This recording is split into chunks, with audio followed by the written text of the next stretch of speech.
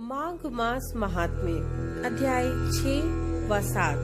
पूर्व समय में सतयुग के उत्तम निषेध नामक नगर में हेमकुंडल नाम वाला कुबेर के सदृश धनी वैश्य रहता था, जो कुलीन, अच्छे काम करने वाला, देवता, अग्नि और ब्राह्मण की पूजा करने वाला, खेती का काम करता था। वह गौ, घोड़ा, भैंस आदि का पालन करता था।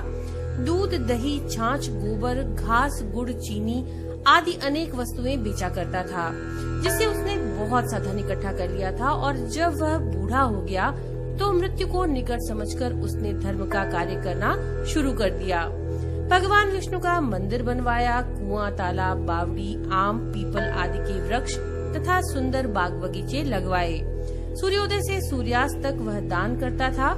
गांव के चारों तरफ जल की प्याऊ लगवाई। उसने सारे जन्म भर जितने भी पाप किए थे उनका प्रायश्चित करता था। इस प्रकार उसके 2 पुत्र उत्पन्न हुए, जिनका नाम उसने कुंडल और विकुंडल रखा। जब दोनों लड़के युवावस्था के हुए तो हेमकुंडल वैश्य गृहस्थी का सब कार्य सौंपकर तपस्या के निमित्त वन में चला गया और वहाँ पर भगवान विष्णु की आराधना में शरीर को सुखाकर अंत में विष्णु लोक को प्राप्त हुआ।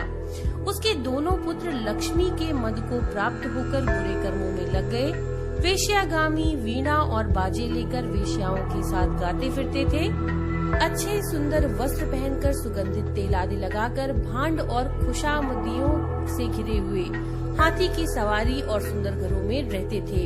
इस प्रकार ऊपर बोए बीज के सदृश वह अपने धन को बुरे कर्मों में नष्ट करते थे। कभी किसी सतपात्र को दान आदि नहीं करते थे और न ही कभी हवन करते थे। देवता या ब्रह्मा जी की सेवा तथा भगवान विष्णु का पूजन भी नहीं करते थे। थोड़े दिनों में उनका सब धन नष्ट हो गया और वह दरिद्रता को प्राप्त होकर अत्यंत दुखी हो गए। भाई, जन, सेवक, उपजीवी सब इनको छोड़कर चले गए। तब इन्होंने चोरी आदि करना आरंभ कर दिया और राजा के भय से नगर को छोड़कर डाकुओं के साथ वन में रहने लगे।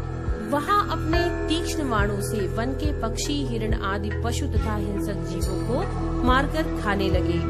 एक समय इनमें से एक पर्वत पर गया, जिसको सिंह मारकर खा गया, और दूसरा वन को गया, जो काले सर्प के डसने से मर गया।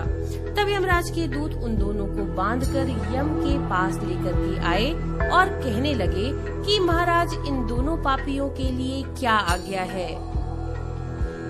चित्रगुप्त ने उन दोनों के कर्मों की आलोचना करके दूतों से कहा कि बड़े भाई कुंडल को घोर नरक में डालो और दूसरे भाई विकुंडल को स्वर्ग में लेकर जाओ, जहाँ उत्तम भोग है।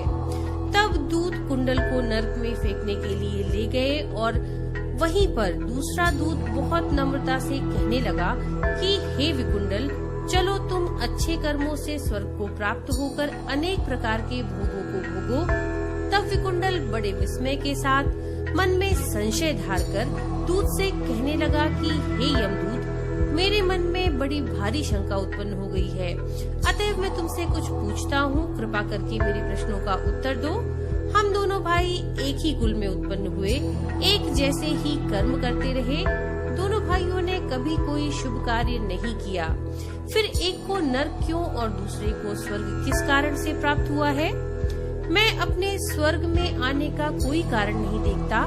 तब यमदूत कहने लगा कि हे विकुंडल, माता पिता, पुत्र पत्नी, भाई बहन से सब संबंध जन्म के कारण होते हैं और जन्म कर्म को भोगने के लिए ही प्राप्त होता है। जिस प्रकार एक वृक्ष पर अनेक पक्षियों का आगमन होता है, उसी तरह इस संसार में पुत्र, भाई, पिता का भी संगम होता है। इनमें से जो जैसे जैसे कर्म करता है वैसे वैसे फल भोगता है। तुम्हारा भाई अपने पाप कर्मों से नरक में गया है, तुम अपने पुण्य कर्म के कारण स्वर्ग में जा रहे हो। तब विकुंडल ने आश्चर्य से पूछा कि मैंने तो आजन्म कोई धर्म का कार्य नहीं किया, सदैव पापों में ही लगा रहा। मैं अपने पुण्य के कर्म को नहीं जानता। यदि तुम मेरे पुण्य के कर्म को जानते हो तो कृपा करके बताओ। तब देवदूत कहने लगे कि मैं सब प्राणियों को भली भांति जानता हूँ, तुम नहीं जानते। सुनो, हरिमित्र का पुत्र सुमित्र नाम का एक ब्राह्मण था, जिसका आश्रम यमुना नदी के दक्षिणोत्तर दिशा में था।